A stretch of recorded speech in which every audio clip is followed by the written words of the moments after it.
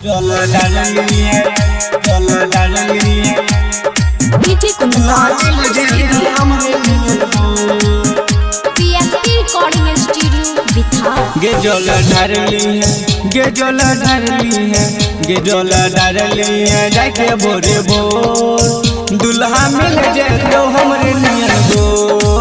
गे जोला डालनी है जाके भोरे भोर दुल्हा मिल जाए तो हमरे नियन गो।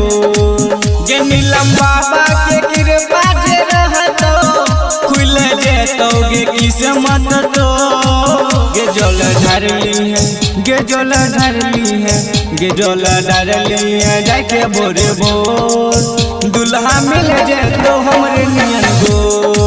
गे जोला डालनी है जाके भोरे भोर दुल्हा मिल जाए तो हमरे नियन गो।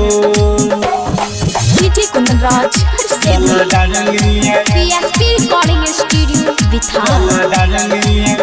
चलो डालनी है जाके भोरे भोर दुल्हा मिल जाए तो हमरे नियन गो। ये जल सुल्तानगंज से तू बरली है गे लगे कान्हा पे कमर तू दरली है गे ये जल सुल्तानगंज से तू बरली है गे लगे कान्हा पे कमर तू दरली है गे। लगन में तोहर गे बाबा पोछ जतो दुनू अखिया के लो। गे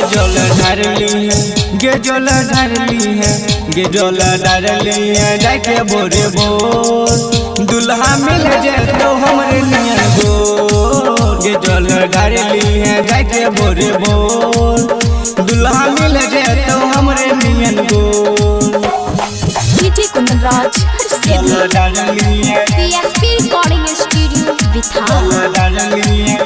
चलो डालनी है जाके भोरे भोर दुल्हा मिल जाए तो हमरे नियन गो। लिए बाबा के नाम तोरा मिलतौ जुलून डारी सुनरम के साथे जल मिलतौ गे फूल। लिए बाबा के नाम तोरा मिलतौ जुलून डारी सुनरम के साथे जल मिलतौ गे फूल। बाबा मनमा के सरदा पूरे तो राजू संगे बन जेतो तोहर डो। गे जोला डालनी है जाके भोरे भोर दुल्हा मिल जाए तो हमरे नियन गो। गे जोला डालनी है जाके भोरे भोर दुल्हा मिल जाए तो हमरे नियन गो। दुल्हा मिल जाए तो हमरे नियन गो। PSP recording studio Bihar.